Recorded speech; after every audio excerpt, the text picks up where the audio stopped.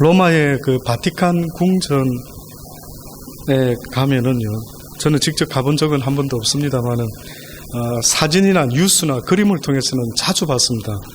그 미켈란젤로라는 분이 조각을 한 피에타라는 조각상 혹시 아십니까?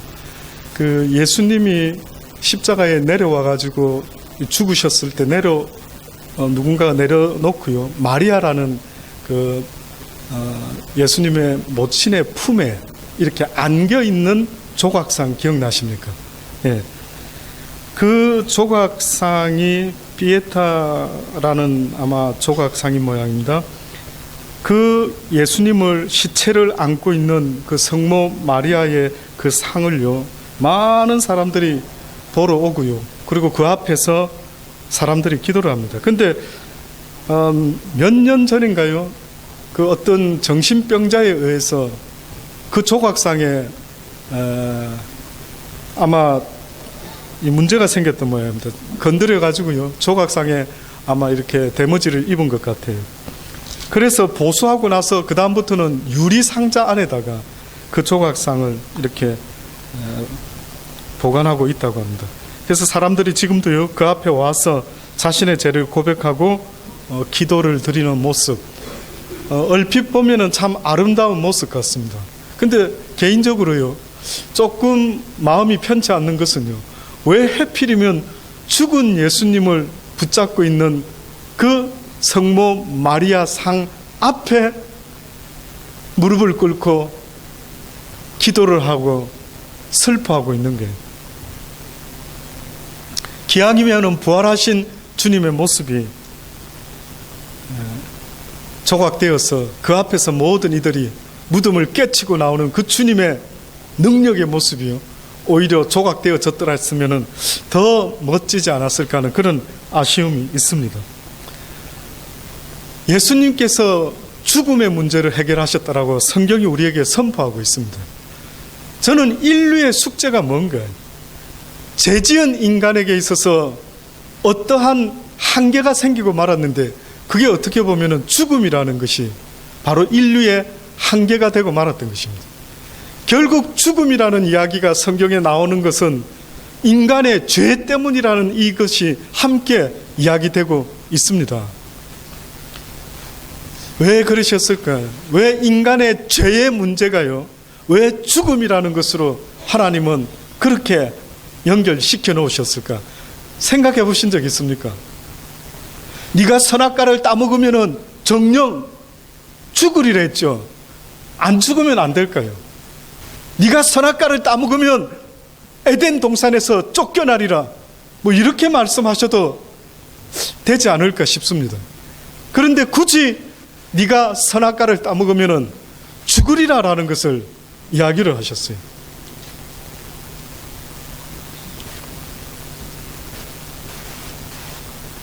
결국은 죽음이라는 것을요, 인간에게 말씀하고 계신데 왜 그렇게 허락하셨는가 생각할 때에 이 부활의 아침에요, 이런 생각이 들더라고요. 인간이라는 존재가 죄짓고요, 만약에 죽음이 없었다고 한다면 얼마나 교만할까 생각해 봤습니다. 인간을 가장 그나마 한 인간의 전체 일생을 두고 봤을 때에 저 인간을, 저 어떻게 보면은 교만한 인간을, 하나님을 모르고 하나님이 없다 하고 하나님을 생각지도 않고 자기의 인생의 시작 되시는 전능자를 기억지도 못하고 살아가고 있는, 그러면서도 웃어삼고 그러면서도 깝죽거리고 살아가는 그 인생을요, 어떻게 그에게 겸손할 수 있도록 만들 수 있는 방법이 없을까? 지금도 예수님을 믿노라 하면서도요, 그 겸손의 주님은 기억하지 못하고요, 내가 믿는 예수 그리스도가 얼마나 겸손하신 분인지는 생각도 못하고요, 예수 믿노라 하면서 교회 안에서조차도요, 얼마나 자기의 의를 나타내기를 애쓰는 사람들이 얼마나 많이 있는지 모릅니다. 예수님을 잘못 배운 것 같아요. 뭔가 하나님에 대해서 잘못 알고 있는 것입니다. 저도 한때는요, 최고로 공부를 해가지고 하나님이 기뻐하는 최고의 목사가 되어 봐야지. 남들은 신학 하나만 해도 어렵다는데 음악도 하고 신학도 했으니 온 세상에 나가서 찬양하며 외치며 주의 복음을 전하다가 주님 앞에 섰을 때에 육신을 입은 자들 가운데 너와 같은 자가 없었노라. 너는 나를 온 땅에 증거했으니 어떻게 보면 바울보다도 더 내가 기뻐하노라.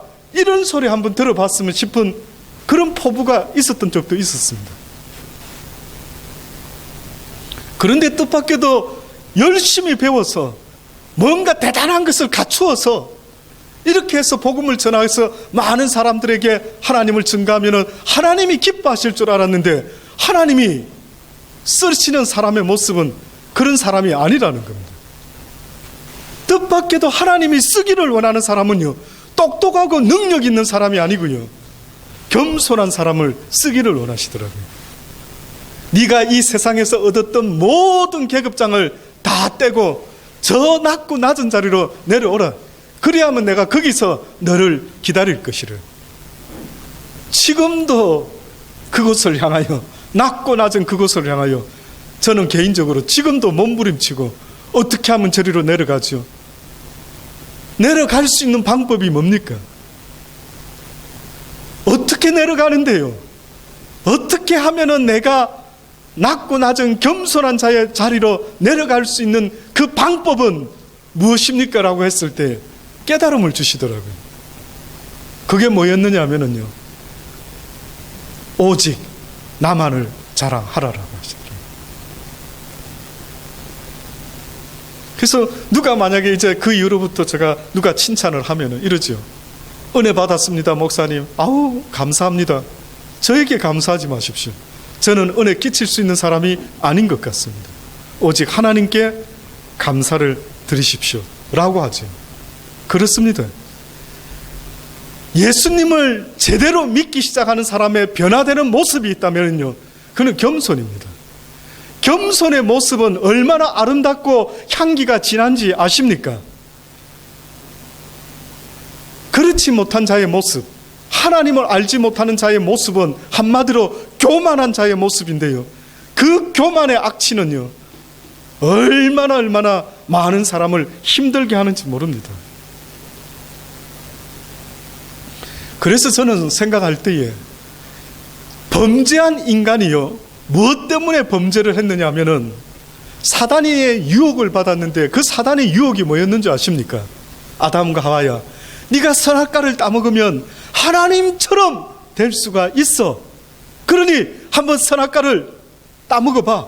이제는 하나님의 도움 없이도 네가 살아갈 수 있을 것이야. 그래? 나도 하나님처럼 그런 능력자가 한번 되어볼까?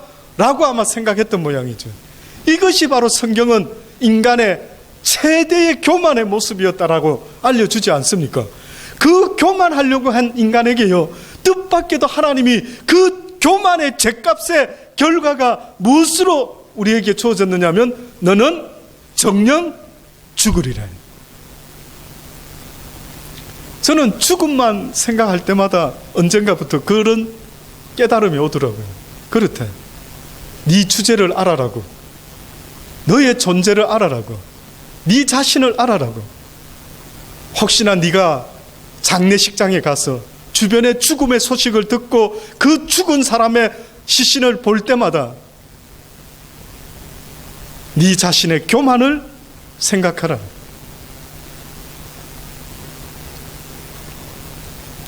주님이 성경에 말씀하시기를 높고 높은 보좌를 버리고 낮고 낮은 이 자리로 오셔서 어느 정도로 낮은 자리까지 갔느냐 하면은 사형수의 자리까지 갔다라는 겁니다.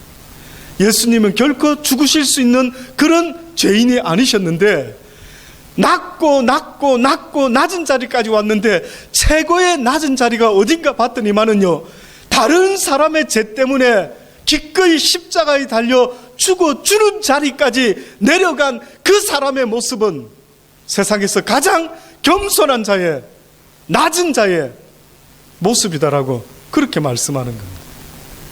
그러니 예수님을 따르기 시작하고 제대로 믿기 시작한 모든 사람들의 모습이 어땠는 줄 아십니까? 자기를 죽이는 자들에게, 자기에게 돌 던지는 자들에게 결단코 똑같이 갚지 아니하고요.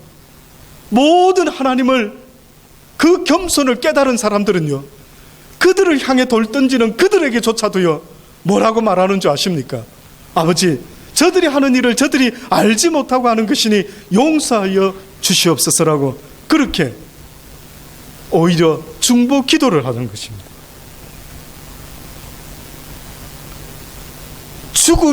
그나마 죽음이 없었다면요, 인간은 교만 가운데 살다가 영원히 구원받지 못하는 바깥 어두운데 교만의 루시퍼가 들어가 있는 그 영원한 음부에 아마 떨어지지 않을까 하는 그런 생각이 들더라고요. 그래서 이 죽음의 문제가요, 이렇게 끝날 뻔했지만은 예수 그리스도를 통하여 주님이 우리에게 또 다른 메시지를 주시기 시작하는 것입니다. 겸손하라. 겸손하는 자에게는 죽음으로 끝나지 아니하고 다시 영원한 생명으로 부활하게 될 것이라. 예수님이 아마 좀 좋아하셨던 어떤 패밀리가 있었던 것 같아요.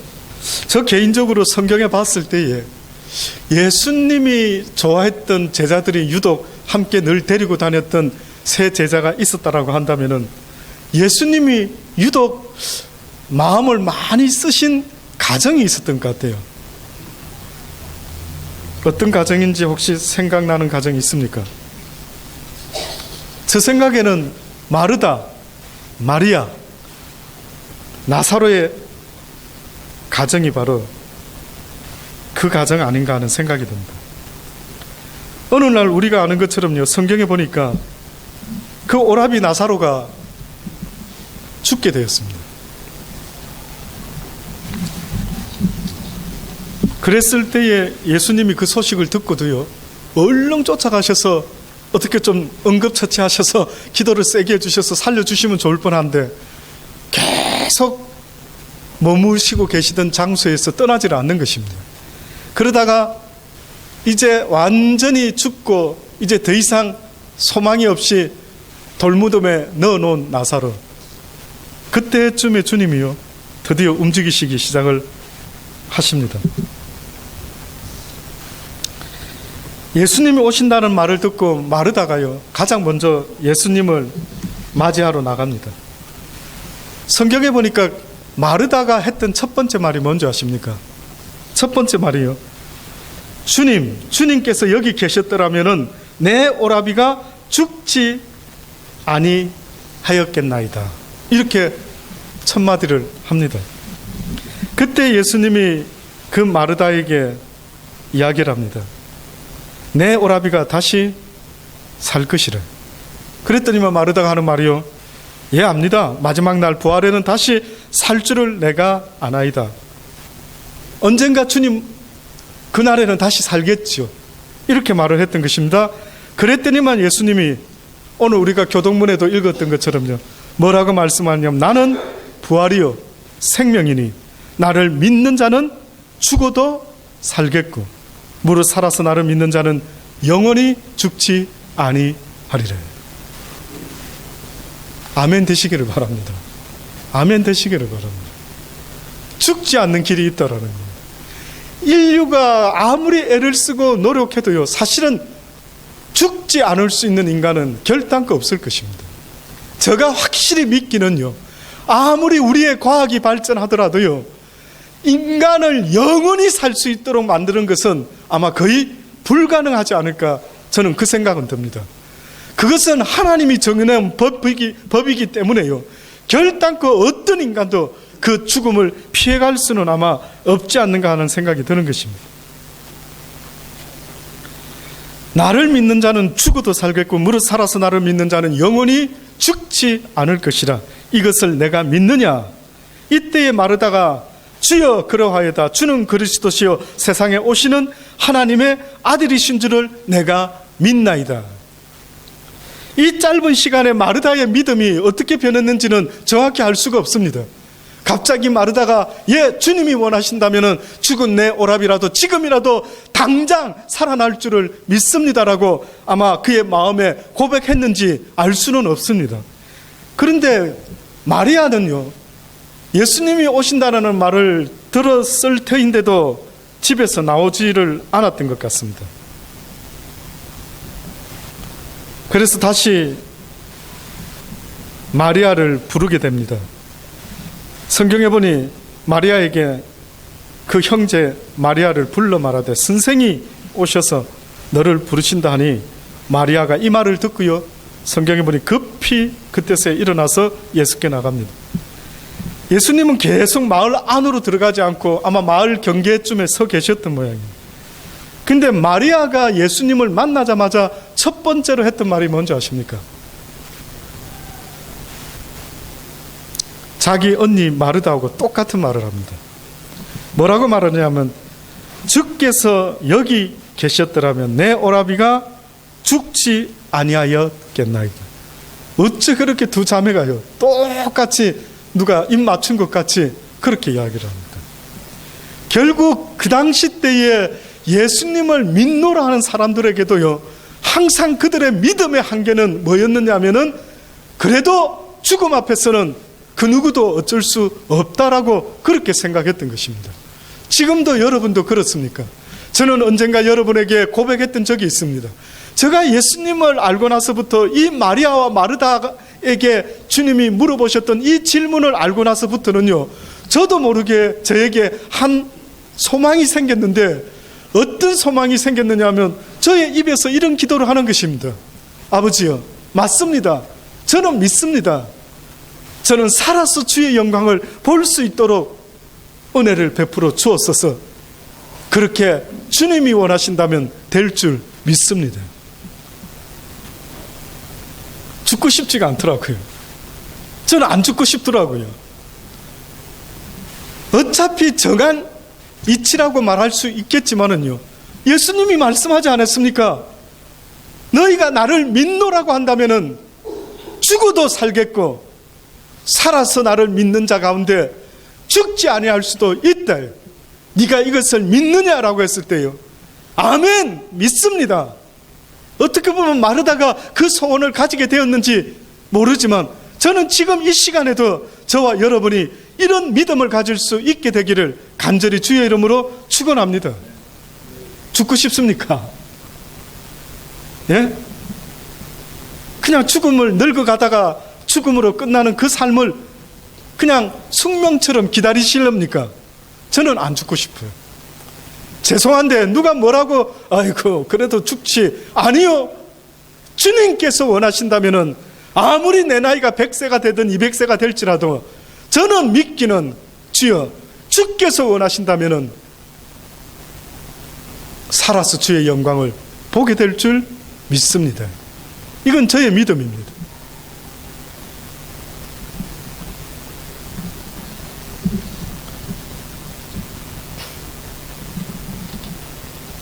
오늘 본문의 말씀에 보니까요,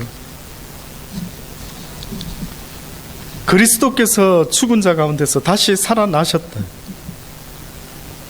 너희 중에서 어떤 이들은 어찌하여 죽은 자 가운데 부활이 없다느냐. 사두개인들입니다. 사두개인들.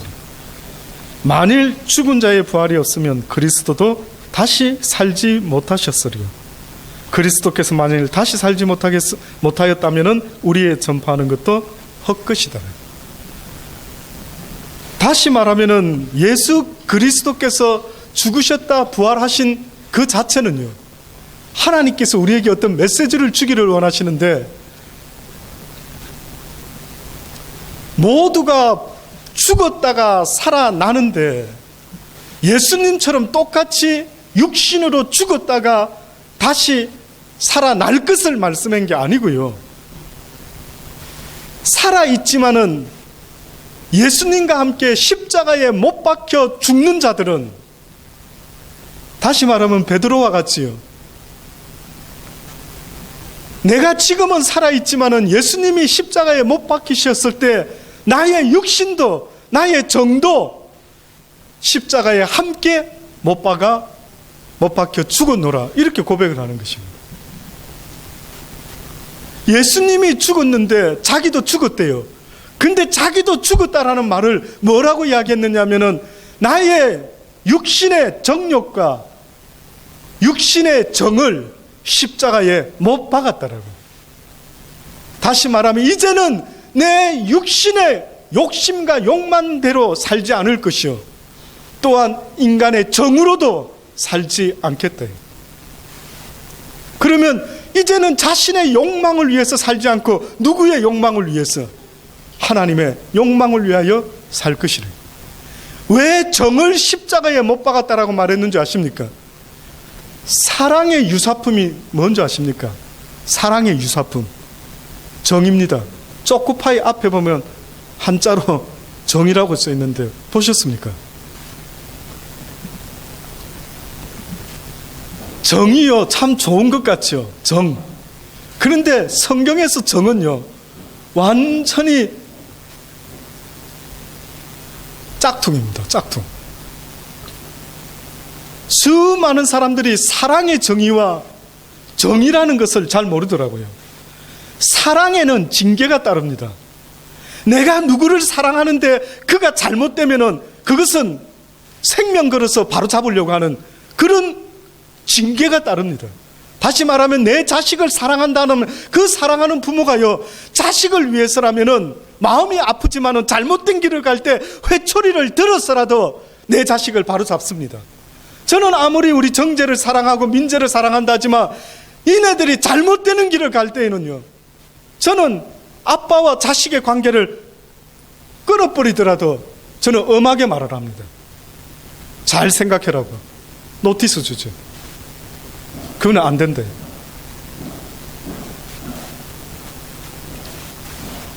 엊그젠가 우리 아들 중에 한 아들이 무슨 농담을 하다가 술 이야기가 나왔습니다. 알코올 이야기가. 그래서 알코올 이야기가 나왔다가 자기도 알코올을 먹으면은 절대 안 취하고 어쩌고 저쩌고 무슨 그런 이야기를 하는 거예요. 그래서 먹어봤냐고 그랬더니만 안 먹어봤대. 그런데 먹으면은 끄떡 없을 것 같다. 그래서 제가 그랬습니다. 잘 생각해라 아들아. 하나님이 기뻐하지 않는 것은 굳이 하지 안 했으면 좋겠다. 저희 큰아들이요, 고등학교 2학년 때까지 3학년 때쯤인가요? 친구들끼리 파티가 있답니다. 근데 참 고맙게도요, 우리 큰아들이 파티를 가면서 한 번은 저한테 이러더라고요. 생전에 그런 이야기를 물어본 적이 없었는데, 아빠, 분명히 파티에 가면은 술을 한컵 할 수 있는데 한번 해봐도 되겠냐고 물어보는 거예요. 그래서 제가 안 된다 하려고 하다가요, 그렇게 물어봐 주는 게 고맙더라고요. 그래도 물어봐 준다라는 것은 뭔가 아빠의 관계 속에 떳떳하려고 하는 그런 마음이 있는 모양이다 싶어서, 그래 한번 맛은 보거라. 근데 아빠 생각에 그렇게 맛있지 않을걸? 그렇게 하고 갔습니다. 늦게 왔는데 한번 맛은 봤던 모양이에요. 그 다음날 오자마자 잠이 들었길래 그 다음날 제가 물어봤죠. 그래 어떻더냐? 별로 그렇게 썩 매력적이지는 않대요. 그 이후로부터 저희 큰아들이 저 생각에는 잘은 모르겠는데 한 번 정도 한국에 왔을 때 어떤 해프닝이 한 번 있은 거 빼고는요, 거의 지금까지는 아마 그런 일이 별로 없는 것 같더라고요. 사랑하기 때문에 이야기를 합니다. 어렸을 때부터 나는 그렇게 배우지는 못했지만은 이제는 저는 저희 아들들에게는요, 하나님이 무엇을 기뻐하시고 무엇을 기뻐하지 않는지에 대해서는요, 최대한 최선을 다해서 알려주려고 애를 씁니다. 그게 사랑이라는 거죠. 그게 사랑. 사랑하기 때문에 좋은 것으로만 먹여주고 싶고, 사랑하기 때문에 징계가 있다라는 것을 성경이 말하는 것처럼. 근데 정은 다릅니다. 정이라는 것은 모호한 것을 말하더라고요. 제가 어느 신학교에 야간반을 강의했던 적이 있었는데 그때에 무슨 사랑 이야기, 하나님의 사랑 이야기가 나왔다가 제가 그랬습니다. 아직도 남편을 처음 만났을 때처럼 사랑하는 분이 있습니까? 라고 했더니만 아무도 손을 안 들더라고요. 그 중에 한 10여 년 살았던 어떤 분이 뭐라고 말하냐, 목사님 그 질문이 좀 그렇습니다 교수님, 그러더라고요. 왜요? 아니 살아보셔서 알겠지만은 지금 이렇게 10여 년 살은 우리 입장에서 그때 그 사랑을 가지고 지금도 사는 사람이 있냐고 물어본다면은 누가 있겠습니까? 그러더라고요. 그래서 제가 그럼 사랑도 없이 어떻게 삽니까? 그랬더니만 그분이 하는 말, 정으로 삽니다 그러더라고요.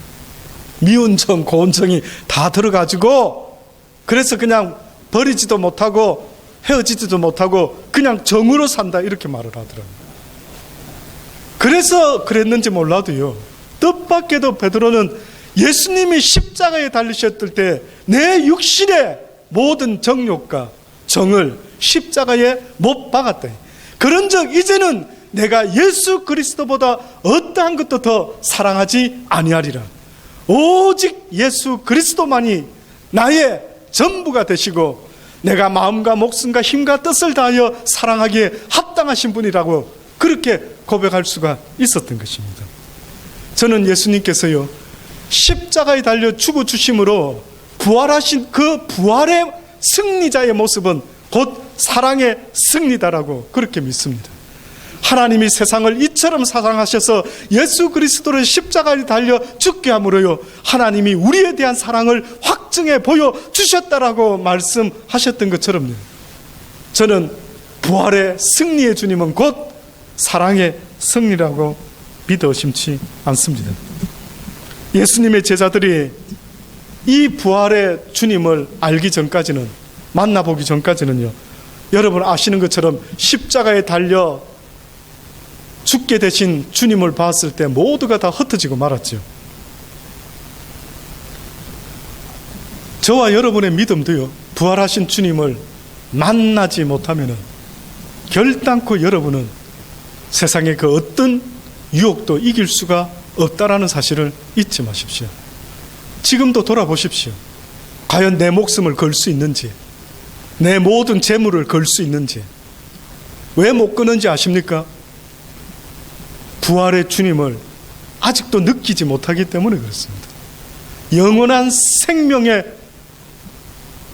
딜을 우리에게 제시하신 그 주님의 뜻을 깨달지 못하기 때문에 아직도 이 땅의 것을 움켜쥐고 있을 수밖에 없는 것입니다. 그런데 제자들이 부활하신 주님을 만나고 나서는요, 하나같이 다 변화되고 말았어요. 그들이 어떻게 변화됩니까? 죽으면 죽으리라. 놀랍죠? 그래서 지금 이 시대에도요, 교회 안에서 예수를 믿노라고 하지만은 세상의 모든 것을 움켜쥐고 있고 자기의 생명을 귀하게 여기며 어쩔 줄 몰라 하며 살아가는 수많은 믿음의 사람들을 한번 보십시오. 부활하신 주님을 그들도 만날 수 있게 되기를 개인적으로 간절히 바랍니다. 이제 성찬식을 할 텐데요, 지난 시간에 우리 주님 옷자락 만짐이라는 찬양이 있는데, 그 동영상과 함께 제가 봤을 때는 굉장히 그 지난 주일 전 밤에요, 개인적으로 은혜를 참 많이 받았습니다. 근데 동영상에 등장하는 마리아가 나옵니다. 막달라 마리아 같기도 합니다. 아니면 다른 어떤 두 장면이 나오는데요, 저는 왜 그렇게 예수님의 얼굴에서도 은혜를 많이 보통은 받는데, 그날따라 저는요, 그 마리아의 얼굴에서요, 왜 그렇게 은혜가 되는지 뭐라고 말할 수가 없는 겁니다. 계속 심령으로 눈물을 흘리면서요, 와, 아름답다. 저 여인의 저 겸손한 모습, 자기의 죄에서 구원하신 그 주님의 그 발 앞에 무릎을 꿇고 그 흔적을 쫓아다니면서요, 주님이 피 흘리셨던 그 자리를 이렇게 훔치면서 그 주님을 바라보는 그 여인의 모습이요, 잊혀지지가 않는 겁니다. 계속해서요. 그래서 제가 그날 여러분과 그 은혜를 나누려고 했는데 소리가 잘 안 나오더라고요. 뭔가 해프닝이 방해가 좀 있은 것 같습니다. 그래서 다시 이제 픽스업했습니다. 그래서 우리가 이 성찬식을 오늘 처음으로요 시작할 터인데 이 성찬식을 준비하는 마음으로 한 번 더 우리 이 찬양을 보시고요. 그런 마음으로 주님을 바라보며 성찬식에 임하실 수 있는 저와 여러분 되기를 간절히 바랍니다.